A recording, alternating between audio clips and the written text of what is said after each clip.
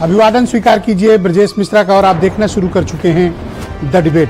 बहन भाइयों, आज बात होगी उत्तर प्रदेश में पहले चरण की 8 सीटों की। देश में चुनाव के ऐलान के साथ उत्तर प्रदेश में सबसे ज्यादा यानी उत्तर प्रदेश, बिहार और पश्चिम बंगाल 3 ऐसे प्रांत हैं जहां एक नहीं 7 फेज में चुनाव है। तो उत्तर प्रदेश में पहले फेज का चुनाव कहां पे है? आप मैप उठाएं और चलें सहारनपुर की तरफ। सहारनपुर से लेकर कैराना, मुजफ्फरनगर, रामपुर, मुरादाबाद होते हुए पीलीभीत तक का जो इलाका है वो फेज 1 है। 8 सीटें। और बहन भाइयों, ये 60 सीटें बड़ी निर्णायक और बड़ी महत्वपूर्ण हैं। आप डेटा उठाकर देखें तो इन 8 में से 5 सीटें तो अपोजिशन के पास हैं।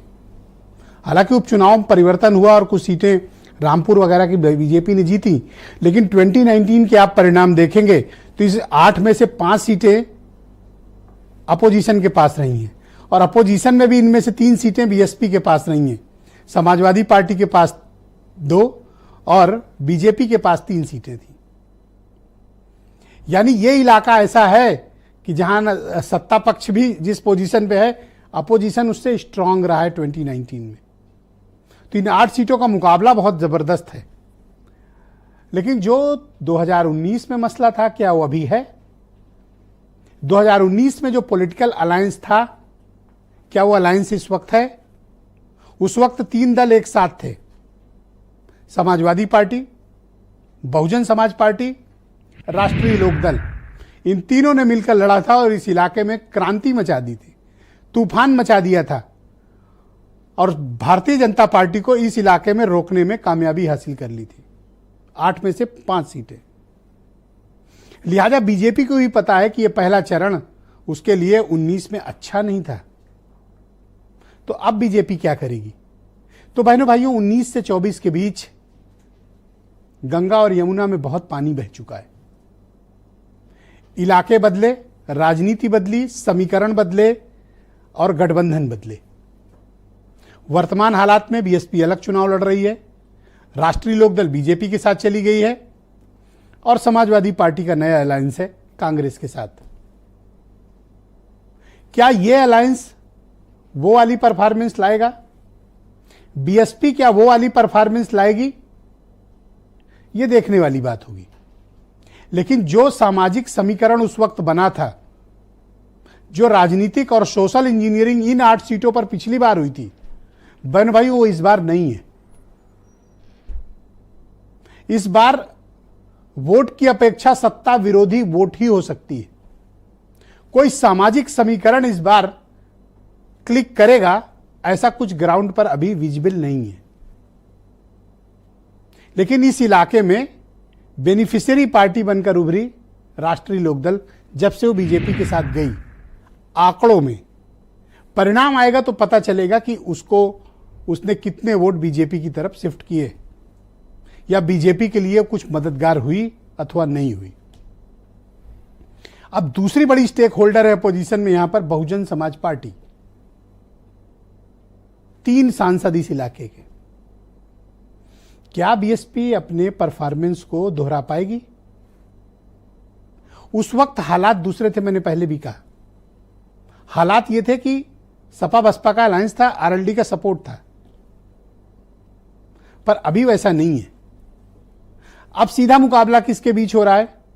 एनडीए अलायंस में बीजेपी और इंडिया अलायंस में समाजवादी पार्टी। इस इलाके में एक सीट कांग्रेस के पास भी है, सहारनपुर की, जिसमें अभी तक प्रत्याशी घोषित नहीं हुआ। कल से नॉमिनेशन स्टार्ट होनी है। पीलीभीत सीट पर भी यह निर्णय है और बीजेपी ने भी यहां से 3 कैंडिडेट अभी तक घोषित नहीं किए हैं। दरअसल अब वेट हो रहा है, पहले तुम घोषित करो तब हम करेंगे। मामला यहां फंसा हुआ है और वरुण गांधी इस पूरे इलाके के सबसे हाई प्रोफाइल लीडर हैं जो चुनाव लड़ रहे हैं। और संजीव बालियान का तो उनका टिकट क्लियर हो चुका है। तो इस इलाके में इस बार की राजनीति क्या कहती है? मुद्दे क्या हैं? सोशल समीकरण क्या हैं? कौन से मसले प्रभावी हैं?